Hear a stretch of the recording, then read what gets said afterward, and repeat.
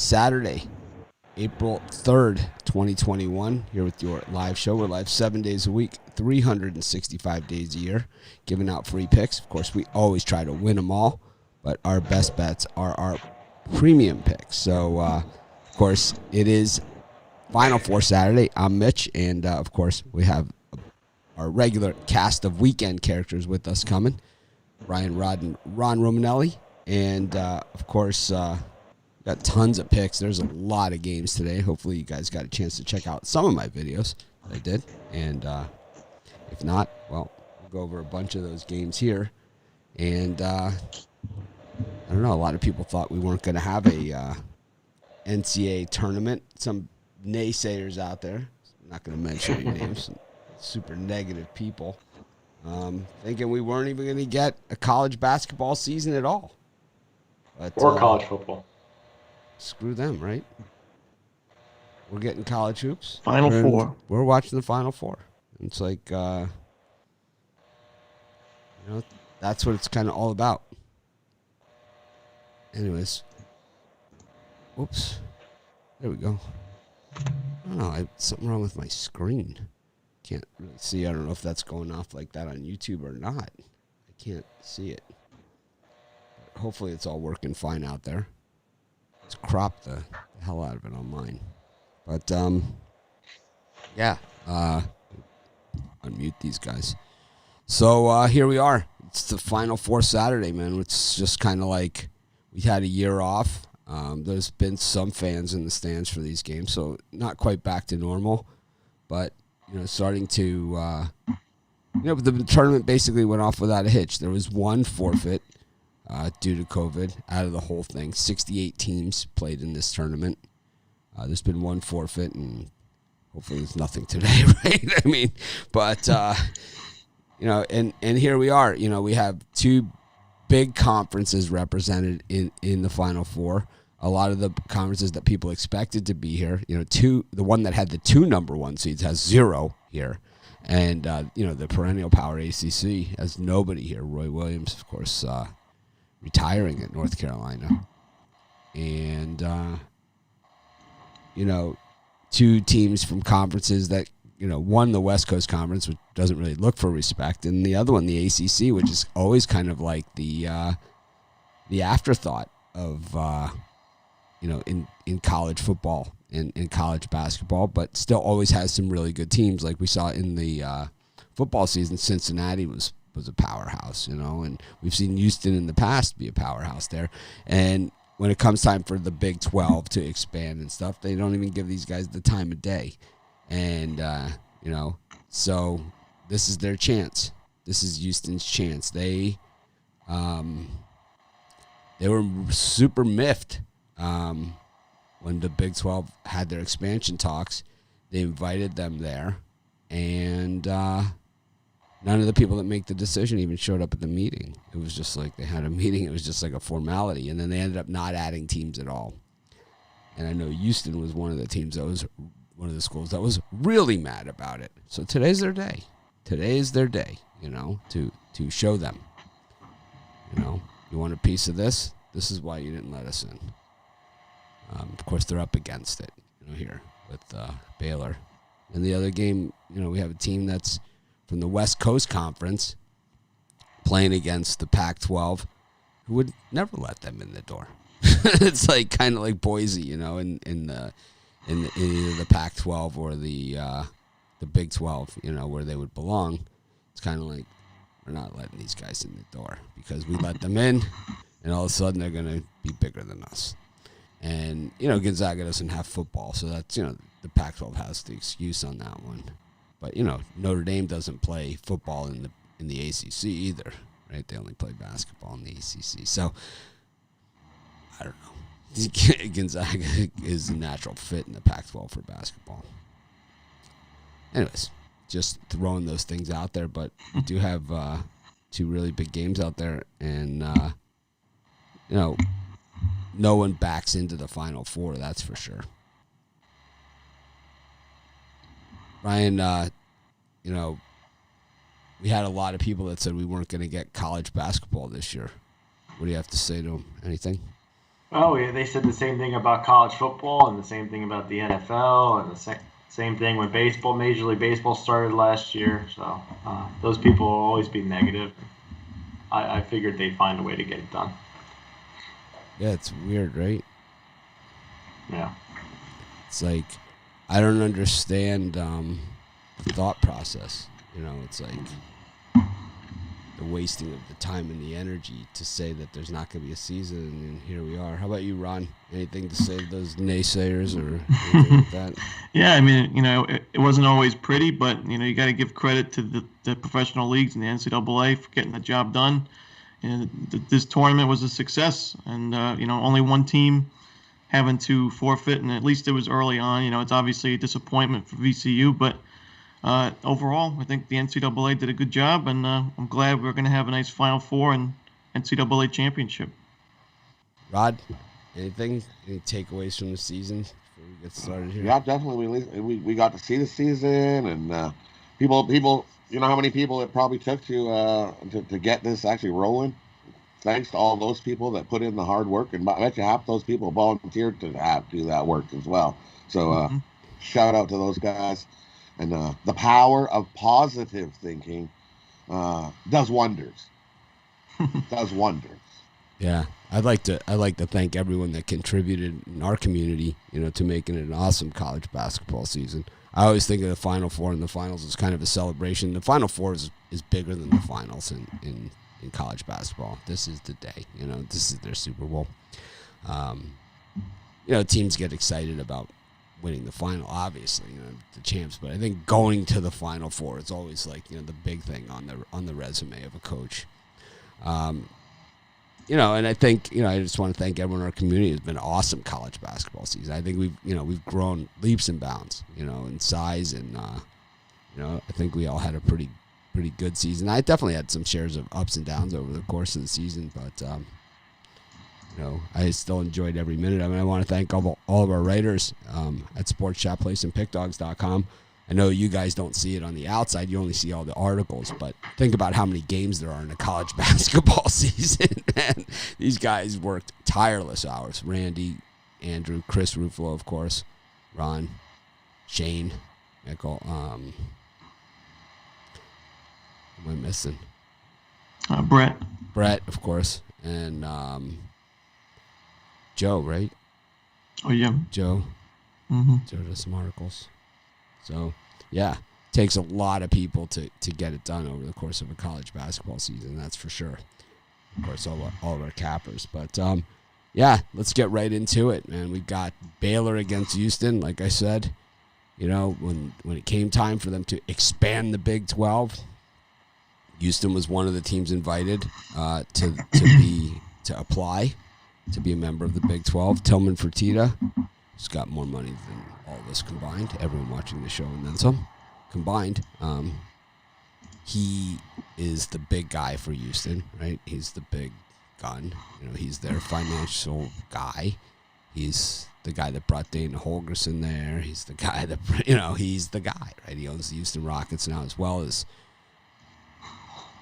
most of the, he owns Landry Seafood, which owns like Bubba Gump Shrimp, and they own like all those other places like that. Oh, Rainforest Cafe, and, all those other restaurants. He owns them all. It's not publicly traded. He owns it the whole thing.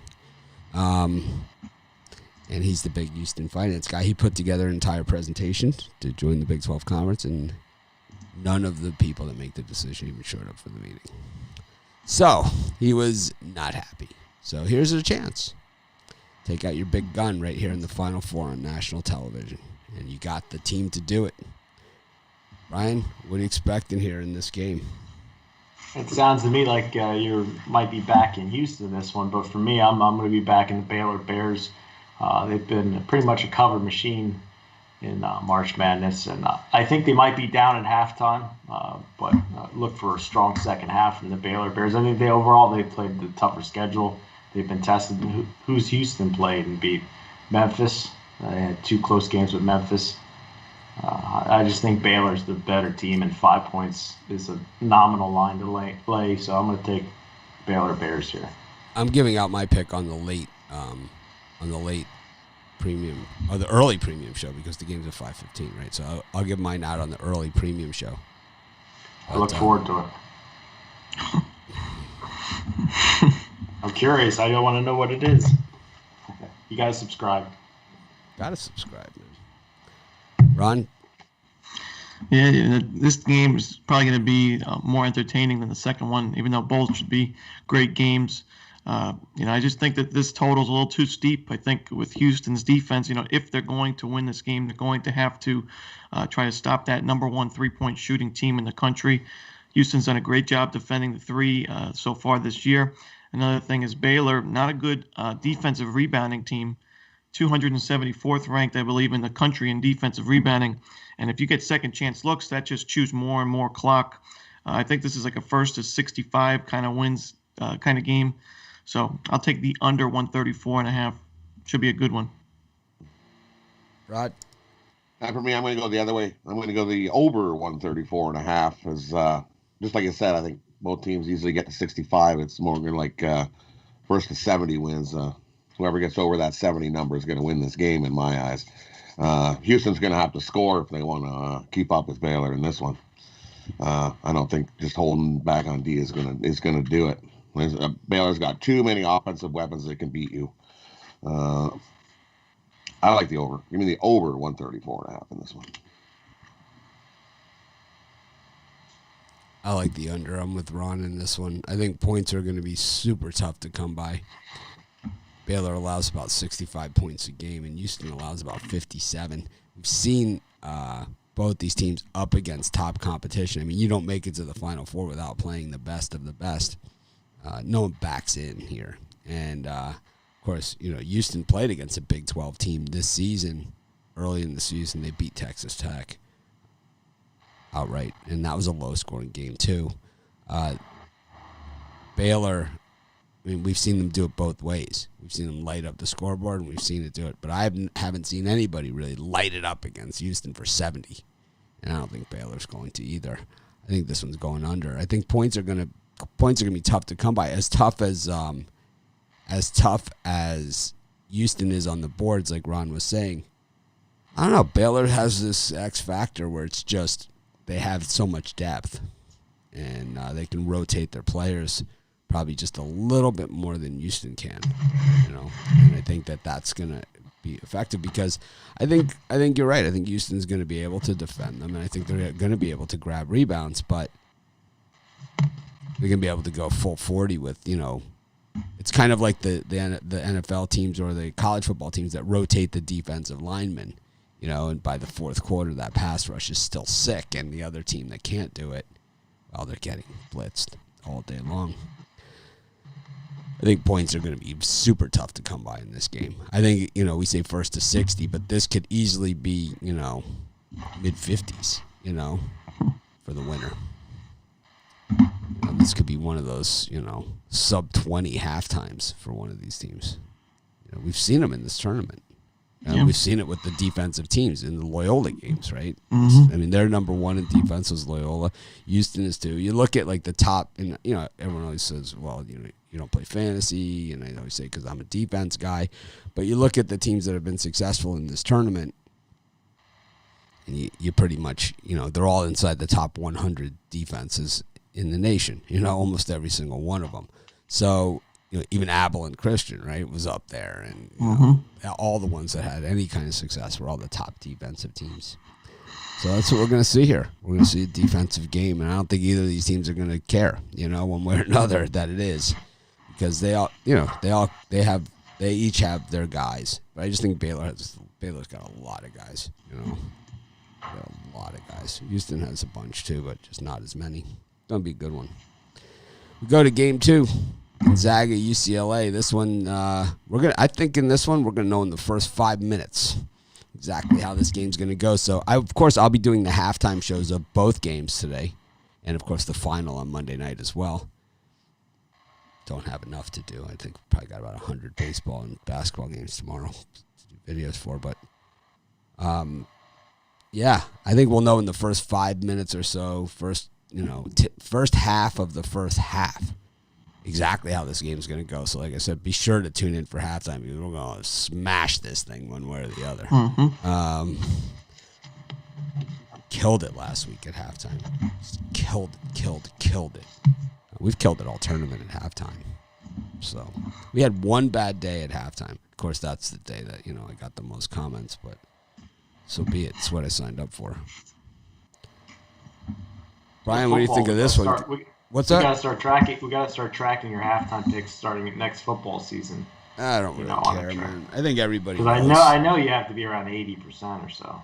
Brian, I'm the world champion of You're the world champion. Halftime. Yeah, there you go. You got to get it right. It's the world champion. I'll send you a belt.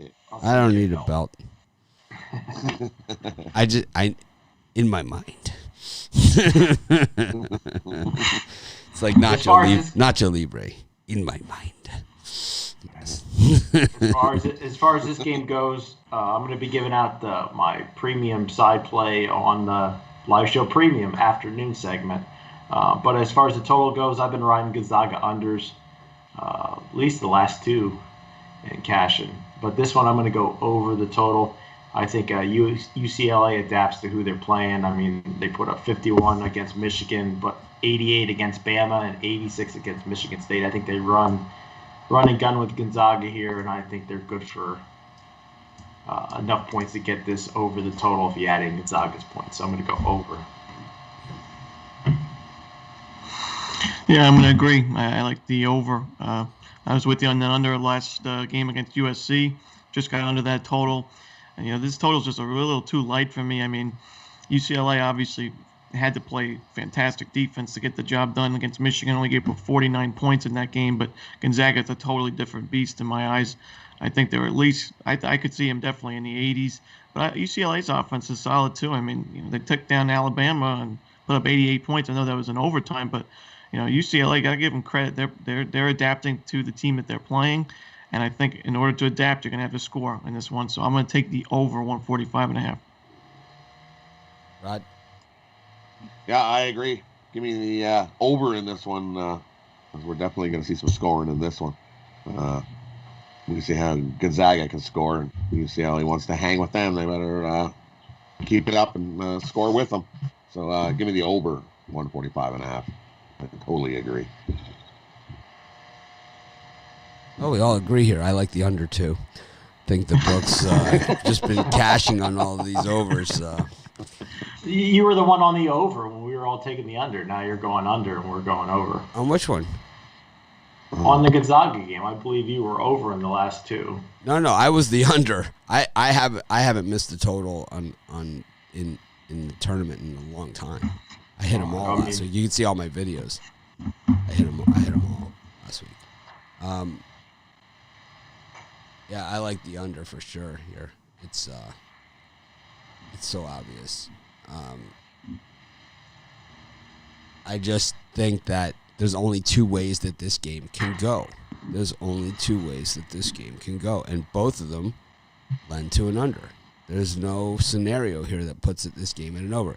UCLA is not going to run with Gonzaga. They are not going to go for 88 points in that. They will get run out of the gym if they try that. They're USC, who is more athletic than UCLA, a better team, and beat them.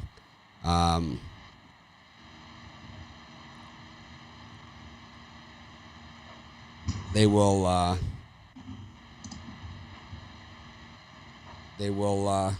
don't see them running. So their only chances here are to either so they try and keep the game low scoring and play at a deliberate pace, right? That's what we've seen successful against Gonzaga, the teams that have covered against them.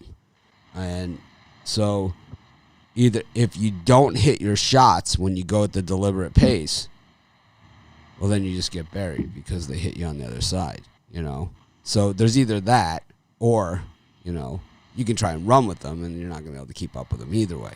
So it's either going to be a lot to a little for Gonzaga, and that would lend for a high score for Gonzaga and a fairly mediocre score for UCLA, or it's going to be a medium scoring game, like, in the 60s for each, 70s, 60s, which keeps you under also. I don't see any scenario here that puts you over. I just don't see it.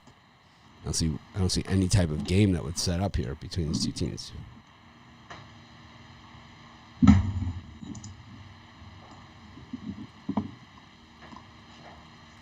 Well, we have the consensus on our side, 3-1.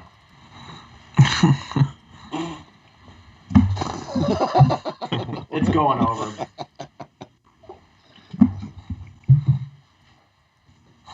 $180 points today. I don't know. Wow. I'm just messing. I'm just messing. I'm surprised it's not a premium pick up in 180 points. No. I hate totals.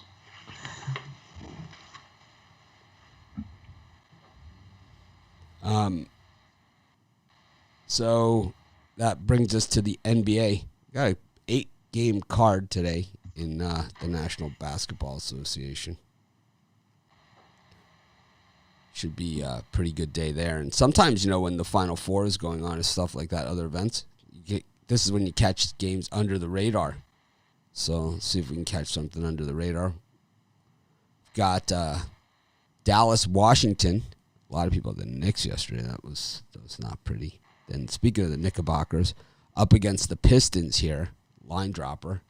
And then we've got the Heat up against the Cavaliers, small half-point line drop. And then the Sixers now 12.5 over the Timberwolves, a full 3-point move there in that game. So we'll have to see what's up in that game. But Brian, any of these four? Yeah, I'm going to take the Washington Wizards. I mean, they lost by almost 30 points to the Detroit Pistons. I think they're going to come out angry in this one. And then Dallas, I see the line drop from 6.5 to 6. I just think the sharp money is going to be on the Washington Wizards today. And then I'm going to take a square play. I'm going to take the New York Knicks -1.5, -2.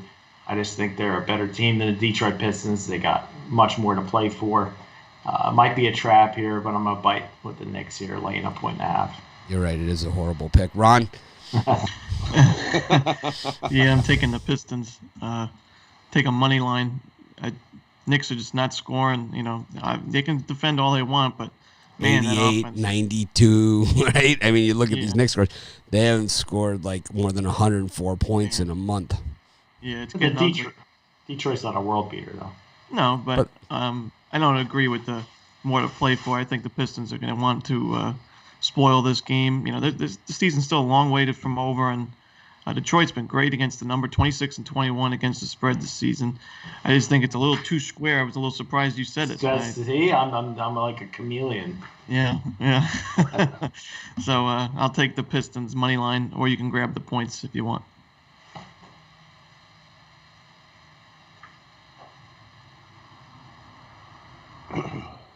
And for me in these two, I agree. Give me the Pistons. Not about laying any points with the Knicks on the road. No chance. Not going to happen in that one. Give me the Pistons over the Knicks. And I'll lay the points over the Timberwolves. 76ers play great at home. I think they can easily cover this 12-point number. Blowout by the 76ers over the Timberwolves.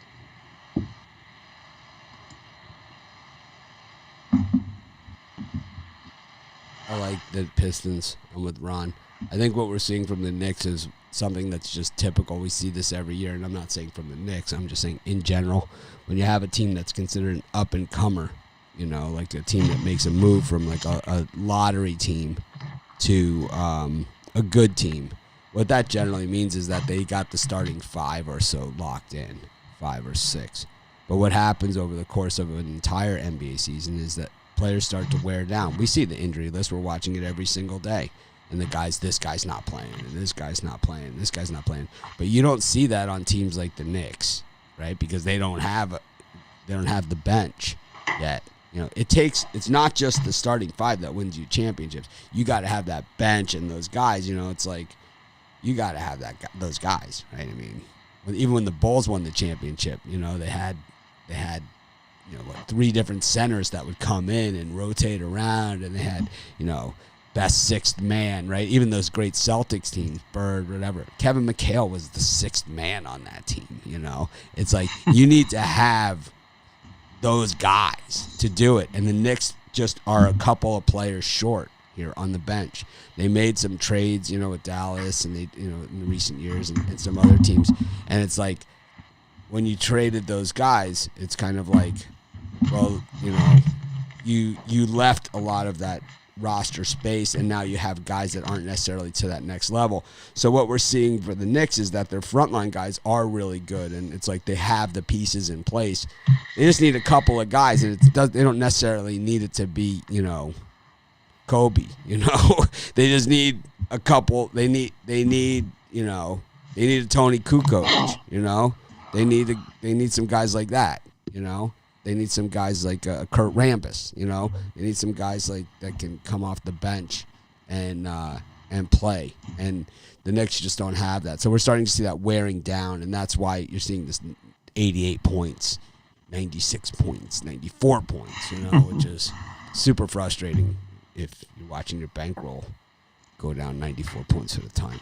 But I like the Pistons here as well, and that's why, I just think the Pistons have been so splattered all over the place all season that the guys are just happy to be playing basketball at this point. It's kind of like, I think we see this with Houston and the Pistons too, and we saw it with the Raptors a little bit. When you spend half the season wondering where you're going to trade a guy, it's like the whole team kind of just, this is our focus. And the Pistons, it's like, what are we going to do with Blake Griffin? For half the season. And then, we saw it with the Rockets with James Harden. What are we going to do with James Harden? Seeing it with a bunch of teams. None of them has it worked out well for the team that wanted to get rid of the guy. Not one of them. I like the Heat against the Cavs. I think that we're not used to seeing the Heat laying these big-ass numbers like this, The Heat are like a 6-point win team, They're not an 11.5, but I guess the Cavs are just that bad to put that kind of number out there. Anyway, Spurs against the Pacers, who were pathetic last night against the Hornets. The thing that killed me is I thought I had the Hornets as a premium pick, and I didn't. I was like, what? Did I give it out on the show or something? On the premium show? No? No. Damn. I had the Hornets as a premium. Wow, Brian, good for you. I bet on it, and I bet substantially on it. The Jazz against the Magic. Jazz laying, I don't know. 2 touchdowns. Yeah, 2 touchdowns and a 2-point conversion. Got Portland Trailblazers laying 11.5 against Thunder Buddies. And the Kings coming off of really their worst game in weeks against the Bucks on a back-to-back here. Brian, any of these 4 gems? Yeah, I think the Kings and Bucks is going to be what my premium play late entry is. I really like one of those teams in that one. But I think we're getting a deal with the Magic at plus 15. I mean, they won the last 2 outright. They're a scrappy bunch. Jazz have some big games on deck, I believe, with the Mavericks, and I believe the Blazers also on deck. I just think the Jazz cruise control through this game, and Orlando covers. And I'm going to take the Thunder Buddies. They almost lost by 40 last night. I think they come out with that salty taste in their mouth and keep it competitive with the Blazers.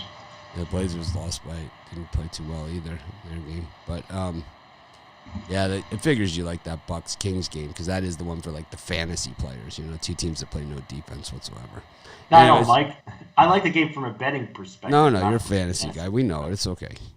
In football, it's okay. It's okay, Brian. We're okay with it. We're fine with it. Don't worry. We let it go. Ron? Yeah, I was thinking about it. It's such a shame that the Warriors aren't playing tonight. I would have loved to tail them today after yesterday's fantastic performance. But I'll have to move on and wait for the next game. I'll take the over in Portland and OKC, 2 teams that don't play much defense. Portland looked miserable on the defensive side yesterday, but we know they can score points. They scored, I think, at least 115 in 4 of their last 5 or 5 of their last 6. They score points. They give them up in bunches. They gave up 127 last night to the Bucks. The Thunder gave up 140 to the Suns. It's just, to me, this is going to go over the 227. Right. For me, and that's one I'm going to take. I'll take the Jazz and lay the 2 touchdowns and the extra 2-point conversion there. Everybody's going to jump on the Magic because they're going to see that, oh, look, the Magic are 9-1 against the number in the last 10 games. Yay. So all the people are going to jump on that. That'd Going, be me. ooh, that's way too many points. I'll take the Jazz and the points. And I'm going to take a shot with the Pacers. I think that's too many points there as well. The Pacers are 4-0 ATS, their last 4 in San Antonio, and 7-1 ATS, their last 8 versus the Spurs. And the public's going to see what we seen last night. What was the Pacers? Rod, what was the Pacers suck factor entering that game? Because right now the Pacers have a serious suck factor going on. It's the same as when I took the day before when I took Charlotte, because they stomped the bed the day before, and I had it on the drive-through, and then the next day, Charlotte came back and they won that game. I mean, I take Charlotte every day, but the Pacers are one of my teams too, and it's like I'm usually the last one off the bandwagon there, man. No, I'm the last one off the bandwagon. They are I'm really. I mean, this is the worst Pacers team I've seen. You know. I know, and everybody thinks that. So I think they get it covered today. I think they come out and they've embarrassed. I think they do. I would watch. I think they come and get it covered today. I don't know if they get an outright win. I hate I hate it for you. Little threes, and it's like, bloop. I hate that pick for you. I know. I hate it for you. You got one team on a back-to-back, another team on rest. You got one team that's in the 8th place in the standings in the playoffs in the Western Conference that missed the playoffs last year. The other team on the outside looking in the East. I don't know. It's so easy, and I think everyone's going to jump on the Spurs. It's just going to be like, yeah, jump on the Spurs. Yeah, jump on the Spurs. I'll over here where no one is, over here at the Pacers. Rod is right, though. It looks like the sharper plays the Pacers by far. But. Yeah, that's what the Spurs always say when they call a timeout, Pops. He's like, that's what he's showing them. Like when he's drawing out on the thing, like when they're drawing on the whiteboard, they're not drawing up plays for DeRozan. What they're doing is we have no chance. Is they're saying like they're showing the money, the public money, versus the number of bets. Like they're showing that out. They got their app out. He's got the app out. I don't know. I might steal that one from Ron, so he better not send me any net. He better not email. I'm telling you, I saw DeRozan like scratching his head saying, that doesn't even make sense. He's like, I don't even understand this action. It's like, who in the hell took the under here? Yeah. And the Bucks and the Kings, just like you said, no defense whatsoever. We're going to take the over in that one, as we're going to see points, plenty. It'll be like, oh, hey, there's another bucket. Hey, there's another bucket. Hey, there's another bucket. I think we can get to like 250 in this game, probably. Real close. Give me the over in the Bucks and the Kings game. There's your Rod GIF if you were looking for a sequence. That was it right there. I think I know how to make those things, and I will. What's the timing of that? It's about 32 minutes in. All right, we'll have to find that one. I'll use it for the thumbnail. 32 minutes in. Yeah, I don't understand the Pacers picks here. I just don't get it. I understand, man. I have the line here, too, and all the betting movement, too, but 26% of the bets and 62% of the money on the Pacers. The Pacers are 4-0 the last 4 in San Antonio. Yeah, when was it? Was Reggie Miller in those games or what? I mean, a lot of those things are irrelevant. I've seen like those trends where they say like Oklahoma State beat this team, beat this team in the last 6 meetings. Yeah, the last meeting was 1954. It's like that's. Okay, well, it wasn't that long ago. I mean, let's look at these last games and see if they're relevant and see how many points the Admiral had. I mean, let's just take a look at these things. It's like, I mean, that's what it is. So when we look at the head-to-head here, they met on March 2nd. San Antonio 111, Indiana 116 in San Antonio. The Pacers were actually a 2-point favorite in that game in San Antonio. Then the last time they met before that, Rod. So the last time they met before that game, March 2nd of 2020, which was last year. Okay, over a year ago. This was before the bubble, pre-bubble. Okay, the last time they met before that was November 23rd, 2018. Should we look at the box score and see how many of those players are on this rosters? I mean, and then you go before that. The one before that was on my birthday, October 24th, 2018. January 21st, 2018. And then you got to go back even further. 2017, October 29th, March 1st, 2017, February 13th, 2017. Then you go March 7th, 2016. These teams only play once or twice a year. They played March 7th, 2016, December 31st, 2015. So in their last 10 meetings each other, we're back to February 9th of 2016. I just don't see the relevance of any long-term trends here. I don't know. I'm just throwing it out there. Who was coaching the Pacers back in 2015? I mean, I don't think it was. I'm going to guess that 0 players on this roster were on that roster. Popovich was still coaching the Spurs, though. I don't know. I would say the books feel pretty comfortable at that number with the Pacers. Well, I'll tell you what. There was a 94-86 game on January 1st of 2018. Does that mean this one's a solid under? I don't know anything about I'm just telling you. You know, it's like there was a 97-94 game in October 29th of 2017. You take your Spurs, we'll take our Pacers. Yeah, damn right I'm taking the Spurs. It actually is a solid under. It's a good solid under for this game. 219, solid under in this game as well. Solid under in this game. Right. Love the under in this game. Now that we're looking at it. I like the Spurs. I don't need to mess with the total here. In the under. Pacers 2-9 against the spread following a game they lost in their last 11. They're stringing together losses. 0-7 against the spread following a loss by double digits. Pacers. Spurs. Love Saturday. 4-0 against the number on Saturdays.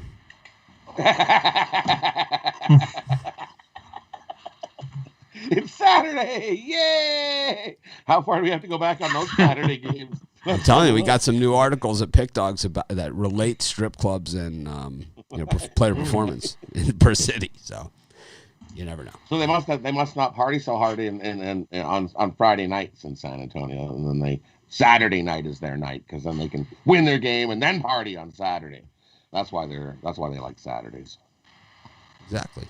I mean, it's not that difficult. Thanks for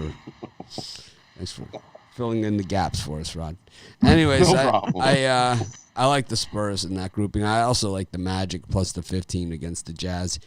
I mean, the Magic the reason why they're covering all these spreads is because since the trade, everyone's like, oh, they don't have this guy, they don't have this guy. I mean, I see the YouTube comments. It's like, yeah, they haven't had that guy for a while, you know. And it's like, it's like big deal. So it's a public overreaction to the trades in Orlando.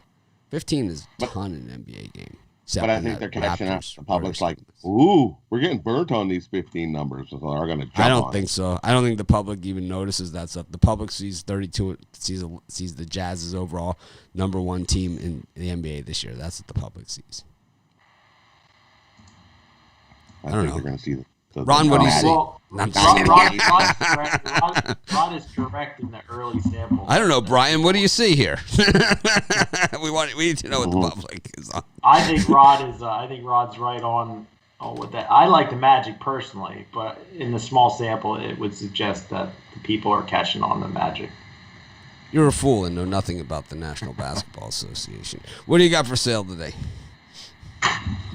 I'll tell you what. I'm looking to bounce back from my 2-3. I had 2 rough losses. The Devils in overtime and the Marlins giving up 2 runs in the 9th inning. Really crushed me. Or was it more than that? Was it 4 runs in the 9th Something inning? like that. Anyway, I got my Saturday Golden Ticket 3-pack. It's my best college basketball bet, my best NBA bet, and my best Major League Baseball bet. My best 3 plays for $40 at pickdogs.com premium pick 6.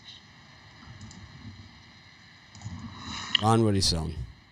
Yeah, well, today I got my Super Saturday Dual Sport 5-pack. You get my top play in the NCAA Tournament Final 4, and then you're going to get my 4 top plays in Major League Baseball today, all 5 for $44.95 at the website. Rod. And for me, I got a 5-pack out there off a nice 6-0 day. We swept the board. Loving Saturday's action. I've got 3 best bets in the MLB and both side winners in the Final 4 game. Love these 5 best bets. Perfect opportunity for us to keep crushing the book. Don't miss out. Jump on over Pick Dogs Premium.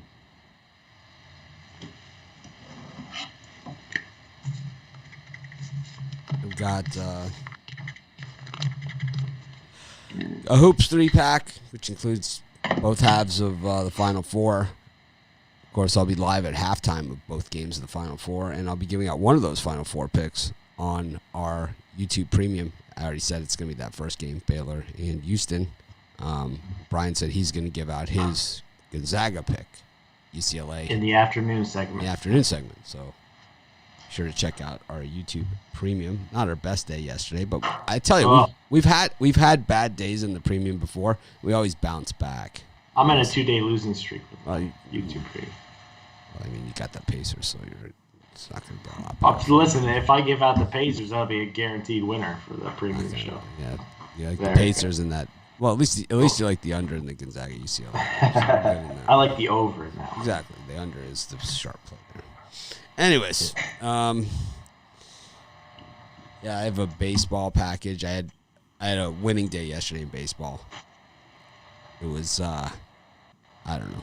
Baseball is just it comes down to, like, if you look at like those things that I said about betting baseball, if I listened to all of those things, I wouldn't have lost a game yet this season. You know, it's like, and it's instead I started in the hole and now I'm crawling my way out. But like behind the mango, it's like you have a good first day of the season. It's kind of like then all the fruit falls to the ground and is all rotted, right? So you want to kind of. When I saw that 3-run home run go out in the Marlins game, my heart like burst. Well, how do you think I felt with the Twins on Thursday? I was so sad. I mean, Travis Shaw, like, slow motion strokes the single into right.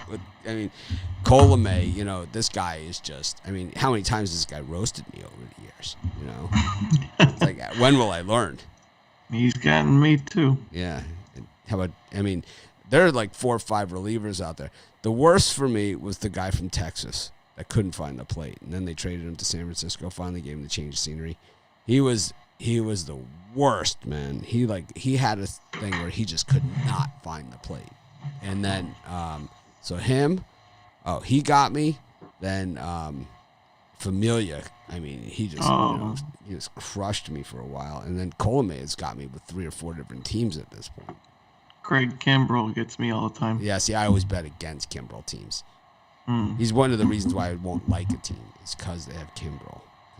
I just love watching. I love when he gives up the really long home run, and the team that always hits it off him is the Cardinals. They really hate his guts. Like, he never, even now when he moves around the league a little bit, he never goes near St. Louis, because they just love hitting those tape measure jobs off him.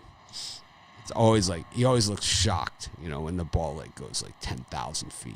He gives up he gives up some of the longest home runs. Anyways, small market equals big value in baseball. 29% of the games are 1-run games in baseball. So when you're betting run lines, you have to factor that into consideration. If you're taking the run and a half or subtracting the run and a half, always take that into consideration. That there's a fairly big difference. It doesn't happen. Those more than 1-run games, they happen more than half the time, but it's like not enough to represent some of the odds you have to overcome there to do it. The dogs equal value, and handicapping the bullpen is just as important as handicapping the starting pitcher, if not more important. And I have it written right here. And that's what we have seen already for the first 2 days of the season, right? These things have come.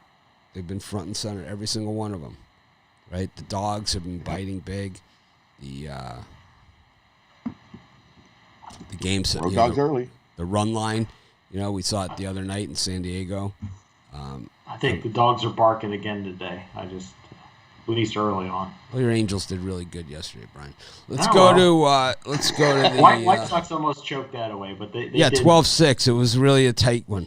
Anyways, they were never. They gave the Angels the lead at the beginning of the game, and they never looked back. If they would have played another 6 innings of that game, it would have been 40 to 20. They got 5 in the 9th inning. They got lucky. The White Sox? It was 7-6, and then they just took out they just added some insurance. But the Angels had chances in the 8th. They just couldn't get it done against that White Sox pitching. It wasn't my type of day yesterday. I'll bounce back today. It's okay.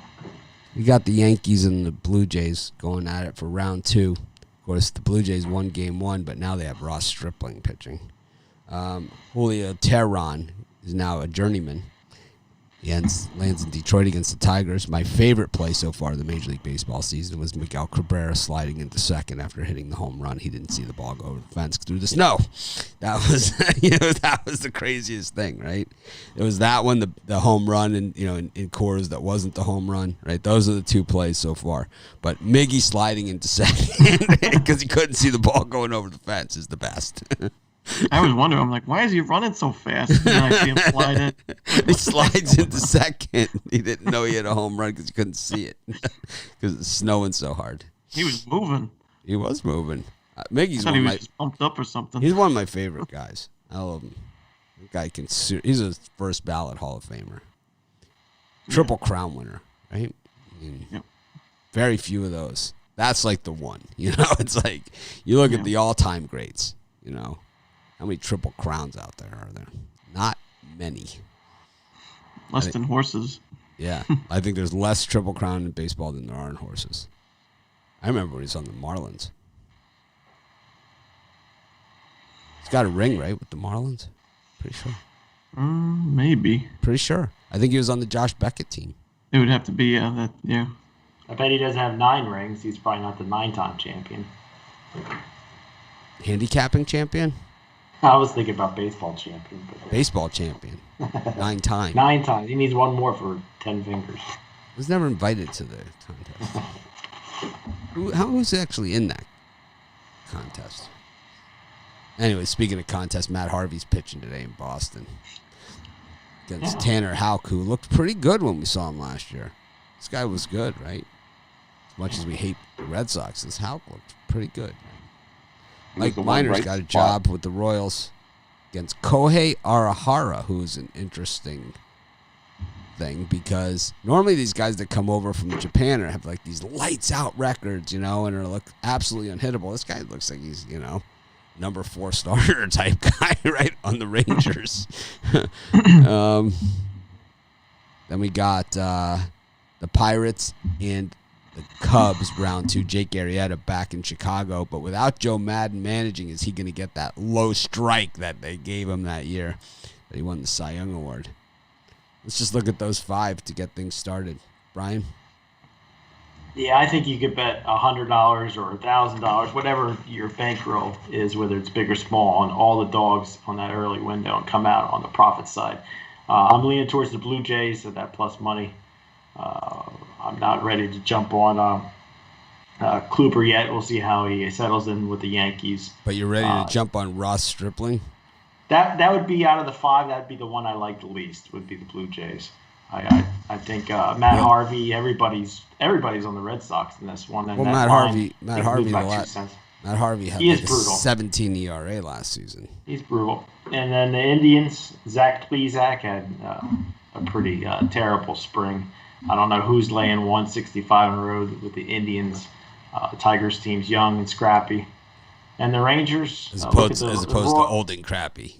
I'm fading I'm fading Minor all day with the Royals. I think that's way too much juice. I think this Rangers team evens up this series here. I'll take that plus 150. I really think if you bet an even amount on all these dogs, you're going to come out ahead today. And look at the Pirates and Cubs. There's no way I'm laying that with Jake Arrieta. He's an average pitcher at best. So I think the Pirates could scrape out another win. Dog of the day for me, the Pittsburgh Pirates. Yeah, and this for me in the early window. I think the Yankees start spreading the news. They get their win today with Kluber on the mound. I think the over is a solid play as well. I think Kluber's good to give up 2-3 runs, but Stripling against a frustrated Yankees lineup, I just don't see him having too much success at Yankee Stadium.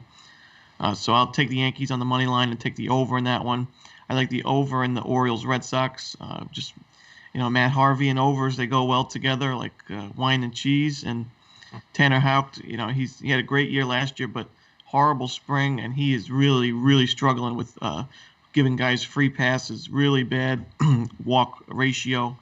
I think he had like 11 in spring training in a very few amount of innings, so that just spells over to me in that game. With an Awesemo Plus package, you get access to I would also take the Rangers money line. I like the value there. Kohei Arihara, like Mitch said, nothing special about him, but nothing special about Mike Minor anymore. I think I lean the over in that one as well. I think it could be another slugfest. And I like the Pirates on the money line too. Tyler Anderson, I think, is the better pitcher in this matchup. Jake Arrieta, nothing special, like Brian said. And, Pirates only gave up, I think, 2 hits in that first game against the Cubs, 3 runs, and all the runs came on sacrifice flies. I think you're getting good value taking the Pirates again, so I'll take them money line.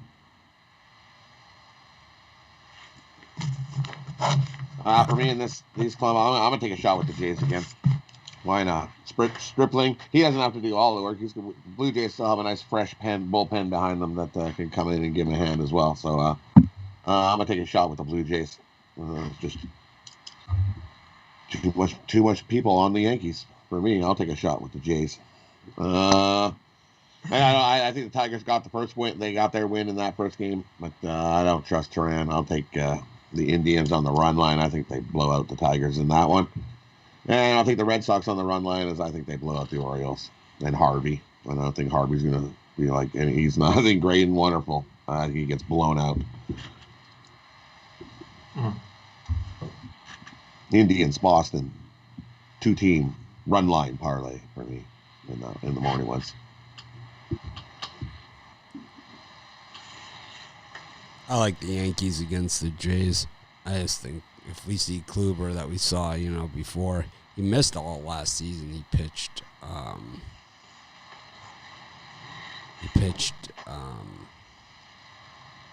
one inning last year. It was a nice inning. Probably got about $30 million for it. It's good work if you can get it. Like I said, I could do what that San Francisco reliever did on Thursday myself. Roll the ball. Walk 4 guys. The one running. What was the guy's name? He had the tats all over his arm. He was from Texas. He just walked him. Who was he? Sure, not Brian Wilson, right? No, Brian Wilson's another one. I mean, why do you even say those words? I mean, just what I'll do is I'll get a mohawk. That'll solve it.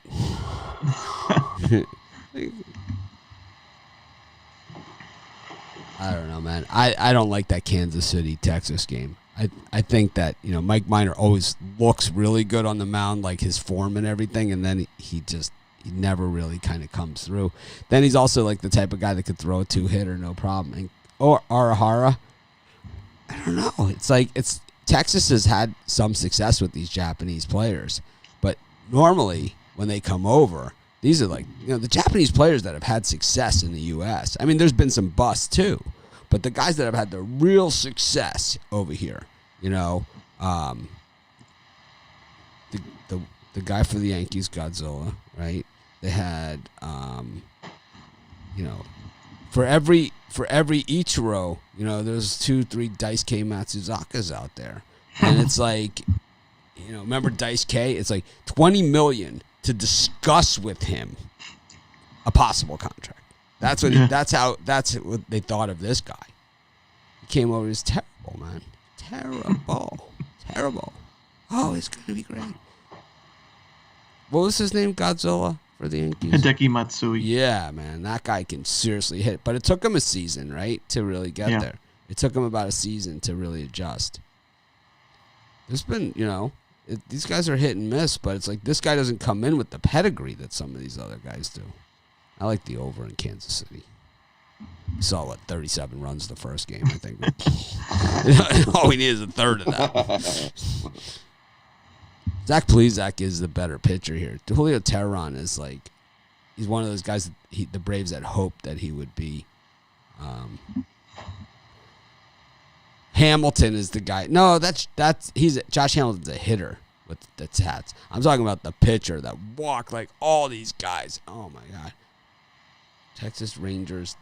What was it like? All right, we'll put in 4 years ago. Texas Rangers. 2017 history.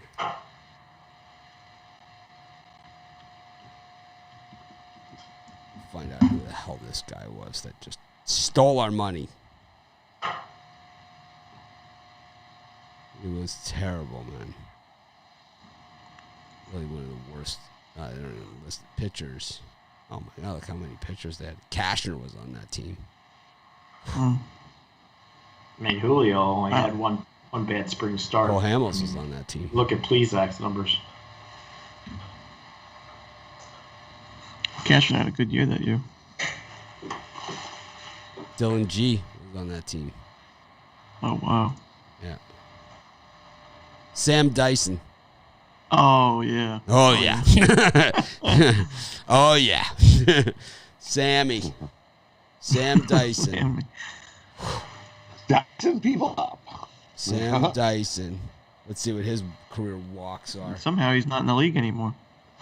He got traded to San Francisco. And then he was just never the same.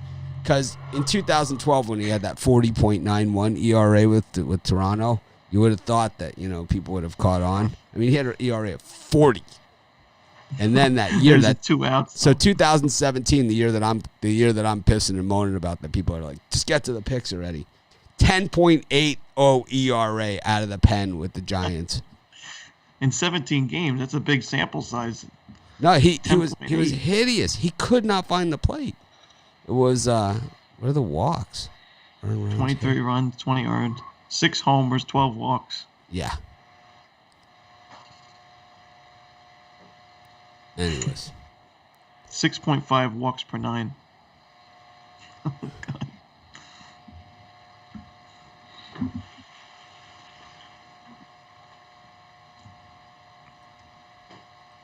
Anyways. You got the Pirates and the Cubs. Did we say that one in the last group? Did I jump ahead again? No, Pirates were in the last one. Oh, they were? I like the Pirates against the Cubs. Jake Arrieta sucks. I'm with you, Brian. There you go. We agree on one. You jumped on the sharp bandwagon. Well, everyone knows I pick against the Cubs every single day. Except for game 1, where I had the Pirates. I had the Pirates. I thought you had the Cubbies. Oh, I might have the Cubs. You said Hendricks. I didn't bet it. Unbeatable at home. Yeah, I didn't bet it. No, you didn't bet it. It wasn't a premium. It was a Hendricks at home. It's not like your Angels. I was trying to bust your balls. It's not like your Angels pick yesterday. Braves against the Phillies. Zach Wheeler trying to show he's worth all that money again. Oakland A's against Houston. This is a weird one. Reds against Cardinals. Marlins against the Rays. And the Brewers against the Twinkies. Brian, any of those? Yeah, I'm going to give out a premium pick for free. It's very square. I'm going to take the Atlanta Braves today or the Philadelphia Phillies. I just think that Morton is the better pitcher. I can't see the Braves going down 0-2 this season. They fought the Phillies tough in that first game. So I'm gonna break from my sharpness and take the Braves there. And I like the Oakland A's against the Astros. I don't see the A's getting swept.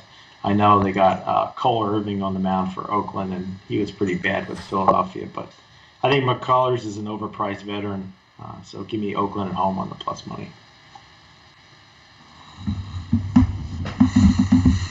Yeah, I'm gonna take the. I'll lean to the over in the Cardinals Reds game. Not in love with it, but Tyler Mahle, I think that's how you pronounce his name. He did not do well against the Cardinals last season. Both Wainwright and Mahle were decent in spring training, but I just think that these offenses are so loaded. We're going to see some long balls, Great American Ballpark, one of those hitting ballparks, and I just think we're going to see over 9 runs pretty easily, so I'll take the over. The first game was 11-6, so we don't need too much. Just need a little bit less than that to get over there. Rod? Yeah, I agree. Give me the over in the Reds and the Cardinals. Tyler Mahle he was 0-1 with a 6.39 ERA with in 3 starts versus the Cardinals. So definitely going to see some runs in that one. Just like we see in the first game with them, they're definitely going to see some runs in that one again. And the Braves and Philly, I like to go over. I think we're going to definitely see. We see the pitchers duel in that last one. This one, we're going to see some runs.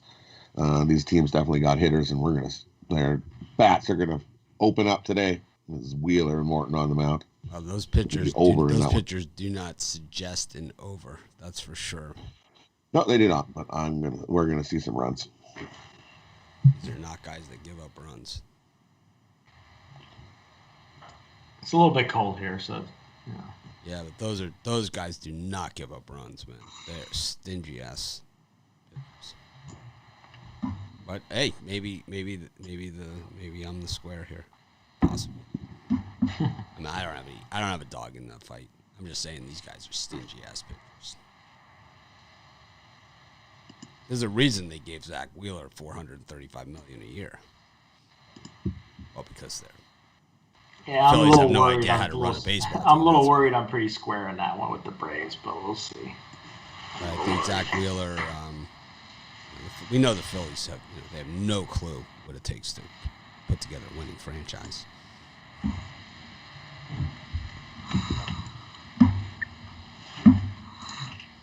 Anything else here, Rod? No, those are the only ones I like in that list.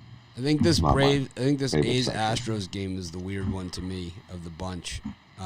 Cole Irvin, I mean, this guy sucks. I mean, he's terrible. And it's like this spring hasn't been bad though. Right, but the thing is that the A's usually find these guys that are just hideous, like Liam Hendricks, they did, right? And they do something, they work with them, and they see some kind of something, right? And it's like they know how to really hone that. So it's like you have to believe that they see something in this Cole Irvin who's he was in Philly, right? So it's like he didn't really have a fighting chance because they're clueless when it comes to operating a baseball organization.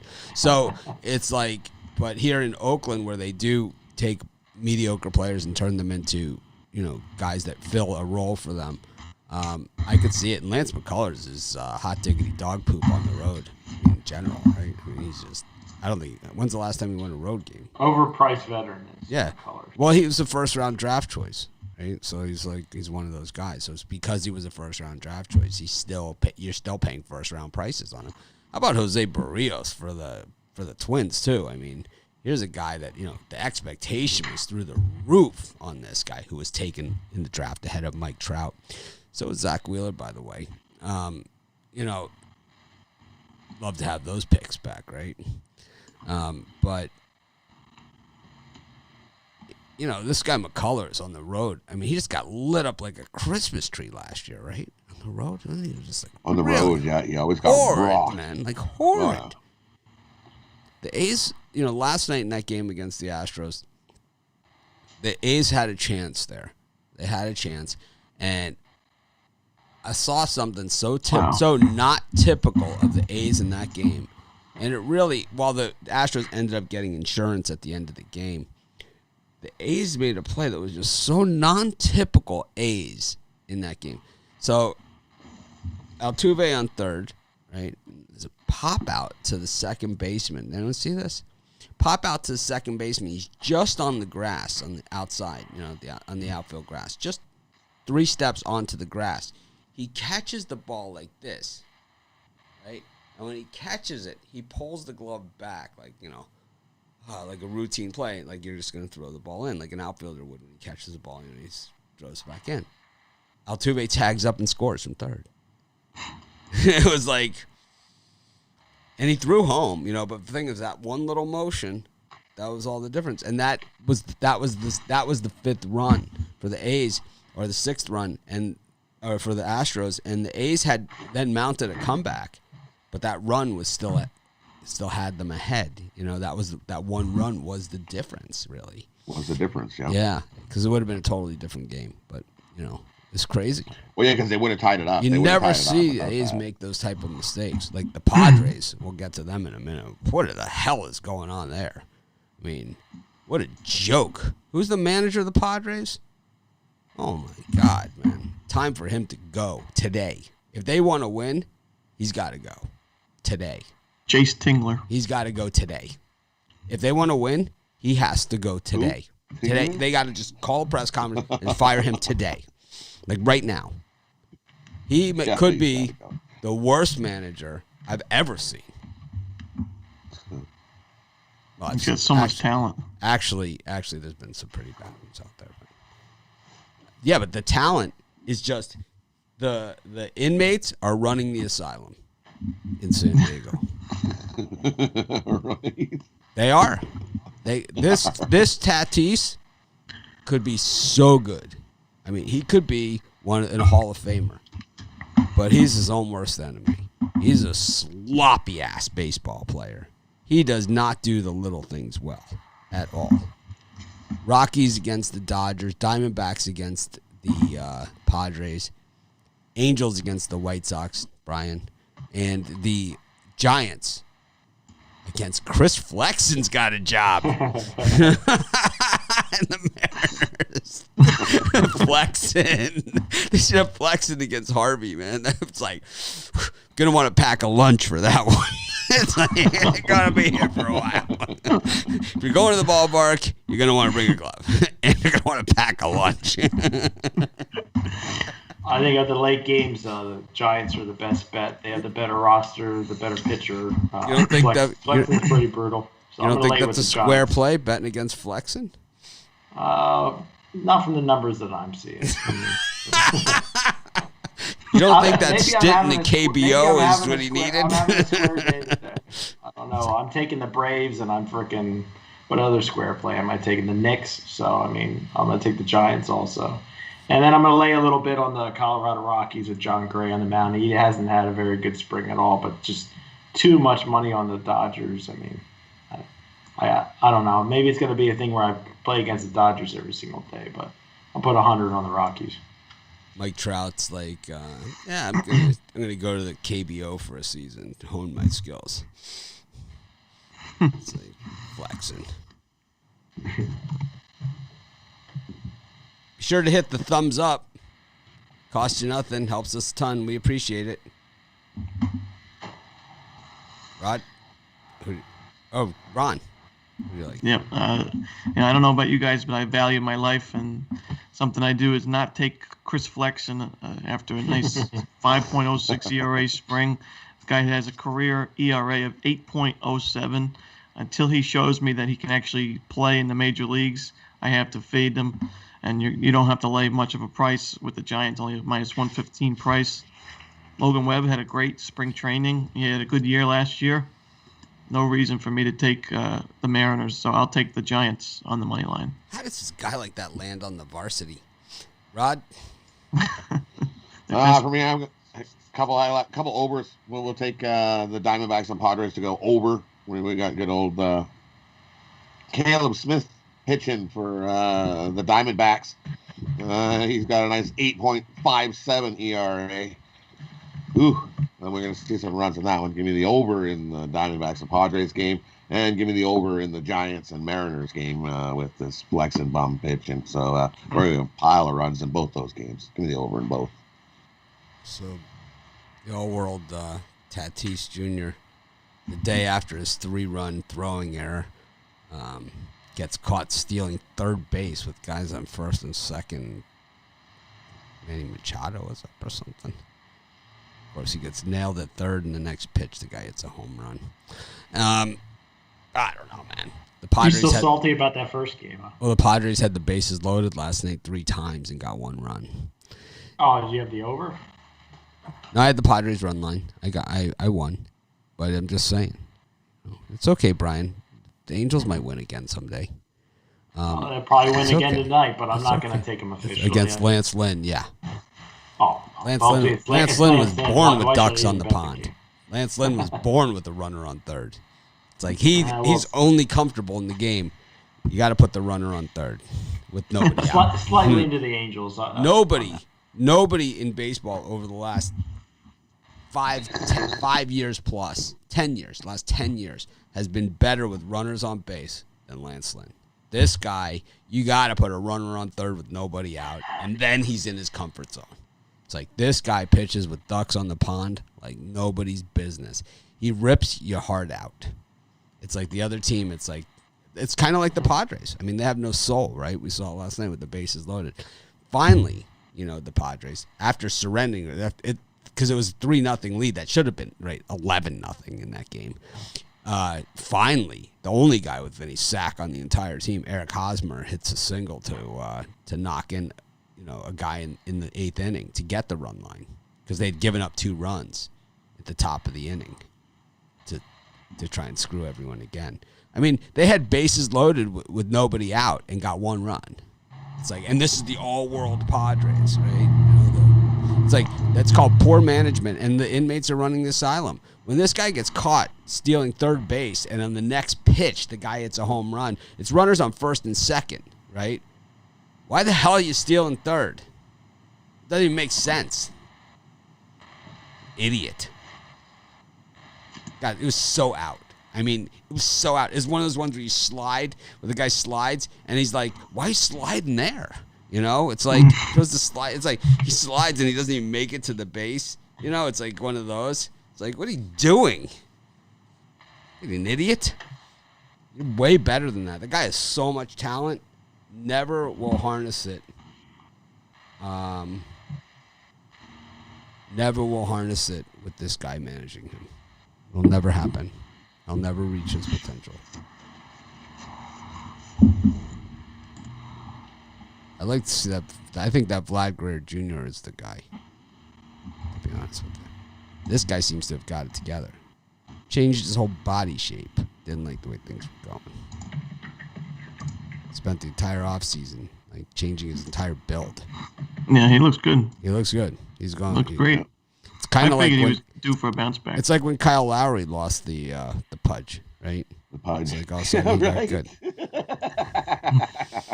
Gary Sanchez looks good too. It's like, how in the hell are you an NBA player and like have a beer gut? It's like these guys run wind sprints all night long. I mean, and it's like, Kyle Lowry, it wasn't like he wasn't hustling. It's like he's running. I mean, those guys run up and down the court for 48 minutes. It's like, try it someday, Try it sometime. Not so easy. You tell your old man to drag Walton and Lanier up and down the court for 48 minutes. You ever see that in Airplane? It's like, you're Kareem Abdul-Jabbar. I think you're the greatest. My dad says you're lazy and don't play defense. Like, I am Roger Murdoch. Listen here, kid. I've been hearing that stuff since I was at UCLA. You tell your old man to drag Walton and Lanier up and down the court for 48 minutes. All right, NHL. Hey, guys, I'll be right back. I think my car alarm's going off. Hold on. I'll be right back. I can hear it. Well, here's our time to talk bad about him. Yep. So. Angels. He wants Alex Cobb. Alex Cobb. I think Cobb's a little better than Berea. Oh, gosh. Not Berea. Is he still with the team, Berea? I don't know. I'm just going to look. Oh, no, not Berea. It will be Berea. Yeah, he's still on the team. Nice. Nice. We got a lot of material out of Berea. He had a good spring, 7.45 ERA. Nice. Let's get started here. ERA. We got the Penguins and the Bruins, the Red Wings and the Lightning minus 400 for the Tampa Bay Lightning. Have you no shame? Nashville Predators up against the Chicago Blackhawks. So just the 3 afternoon games. We got a lot of hockey today. Any action here, Rod? Yeah, for me, I'm going to take the Pittsburgh Penguins over the overpaid bum Boston Bruins. They just can't score. Boston Bruins, they traded those few guys, and now they're struggling to put the puck in the net. So this Penguins team is just a way better team this year. Give me the Pittsburgh Penguins over Boston. Tampa Bay and Detroit. Ooh, let's take a shot with Detroit plus the 1.5 to keep this a 1-goal game. And I like Cashville. Give me Cashville over Chicago. They've owned Chicago this year. I think they continue to beat up on Chicago. Give me Nashville over the Blackhawks. This Rod's not bringing out trends from 2014 on this one. Who do we got? Ron, who do you like? Yeah, it's the battle of overpaid bums. I like the Penguins. Just too fast for this Boston team. I'm not confident in Yaroslav Halak net. I think the Penguins just are too much for the Bruins at this point in the season. So I'll take Penguins money line.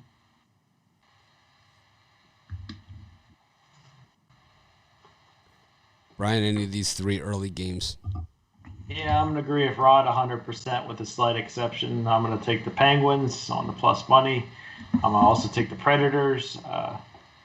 But I'm going to go with the Detroit Red Wings on the money line for $100. I mean, the Red Wings have been competitive at times this season in Tampa Bay. It's just too square for my blood. So I'm going to take a shot with Detroit here. Yeah, I'm with you guys. I like the Penguins. I like the Bruins here also against the Penguins. I just think that the Penguins just not a great road team, but the Bruins are pretty decent at home. This looks like a good bounce back spot for them to get things back on track. So I like the Bruins here against the Penguins. I agree with all you guys. Actually, you don't. But I know. It's okay. We'll parlay that with the over in the under in the Gonzaga UCLA game. Take Tampa Bay money line. That's more your speed. Tampa Bay reverse puck line plus 1.5. Just take Detroit plus 1.5. You know it's going to be a 1-goal game. And you get nice plus money on that. A plus money, hot diggity dog shit. I don't like that one. I don't like that. I think either you go Detroit money line there, which is a bad play, or you go Tampa Bay puck line. There's no other way to play that game, and I tell you the truth, I don't like either of them. The Tampa Bay puck line, you're probably laying 150 or so at least. I'm sure I could tell you. Oh, it's 130 minus 130. Wow, it's a bargain. They're begging you to take the puck line. They're begging. Red Wings puck line. Yeah, all day. Yeah, why not? Too good to be true. Yes, too good to be true. Wow, minus 400 to minus 130.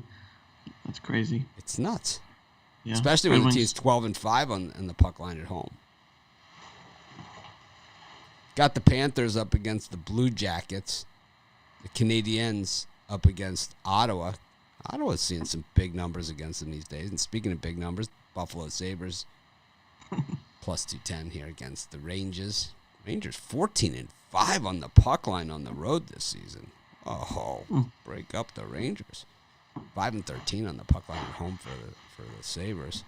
Then you got Islanders minus 175 against Philly, and Carolina minus 161 against the Dallas Stars. Brian, any of these five beauties skate into your heart? Yeah, I'm going to take a chance at the Dallas Stars at plus 140. I think they're the most talented 500 team in hockey. Carolina is the better team in this one. I think the value of all these games here is on Dallas. The Flyers and Islanders, I see the Islanders winning that game by a goal. So for me, laying the puck line just wouldn't work, and I'm not laying minus 175. So out of that group, just the Dallas Stars. Yeah, I'm going to take the over in the Flyers-Islanders game. You know, usually when you think the Islanders, you think tight defense, unders a lot with Barry Trotz. But recently the Islanders have gotten a little sloppy on the defensive side, and they're scoring more goals. They're just coming off an 8-4 win over the Capitals. And if Carter Hart is in net for the Flyers, Rod's chuckle tells you all you need to know. I don't know. I mean, he's given up, 9 goals a couple times this season, and it's just been ugly with him in net. And Varlamov he's been better, but he hasn't fared too well either. So I'm going to take the over. I could see one team scoring the 6 goals themselves.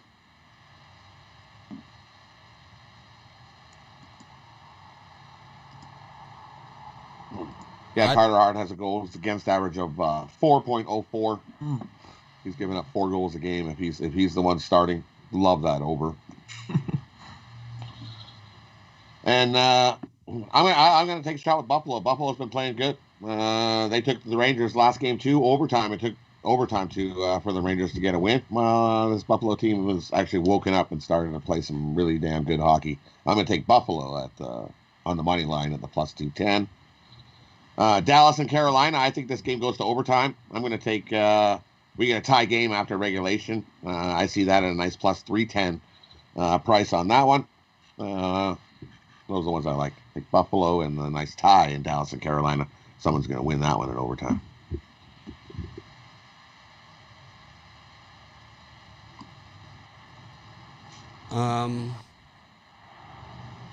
Okay. Sounds exciting. Got the Vegas Golden Knights against the Smudges. Got St. Louis against Colorado. Got, let's see what else is going on in this crappy sport. And we've got the Kings against the Sharks.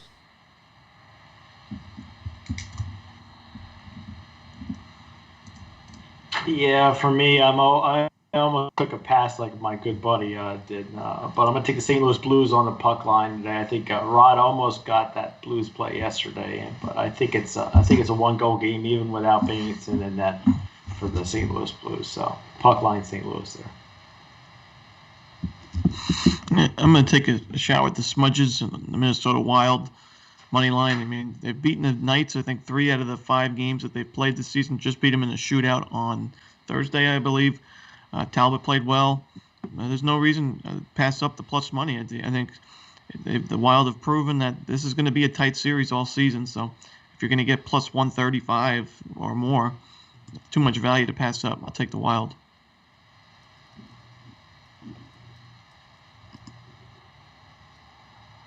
Rod?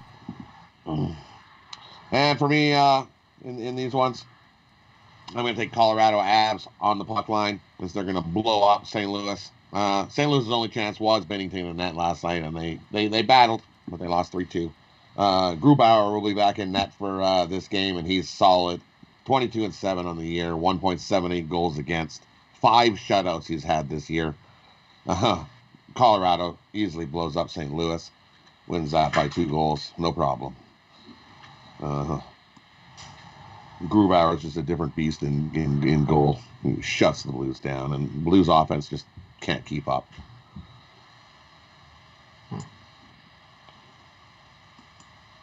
They're paying a little bit of plus money for that Avalanche, -1.5. Yep, a little bit of plus money. That's I'll take it. And I agree. Give me the Smudges over Vegas. They just beat them not too long ago, and they're playing good hockey. 6-3 of the last 10. Both teams 6-3 of the last 10. But love the goalie in that for the Smudges today. And I'll jump back with the Sharks. You're going to give me plus money again to beat the Kings again. I'll take it. They've owned the Kings this year. 4-1 against the Kings this year are the Sharks. No reason to stop betting the Sharks. Give me the Sharks over the Kings.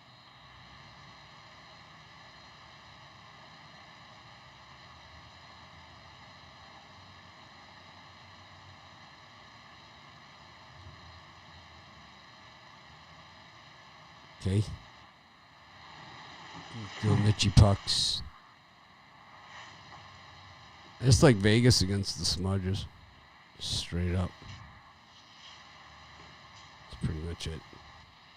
So Mitchy Pucks. Take the Smudges. Gets us to our parlay segment of the show. Rod, who do you like?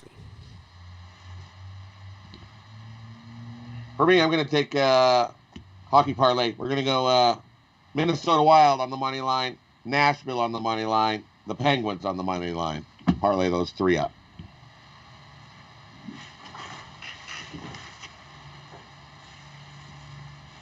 Ron? Sorry. Pittsburgh Pirates money line, over 10 in the Orioles Red Sox, and the Detroit Red Wings getting the 1.5.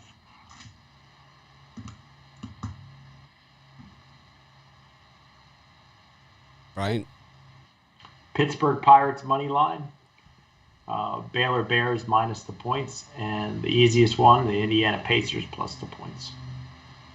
I'm going to take the Spurs, the under in the UCLA Gonzaga game, and the Boston Bruins. That'll be my parlay for today.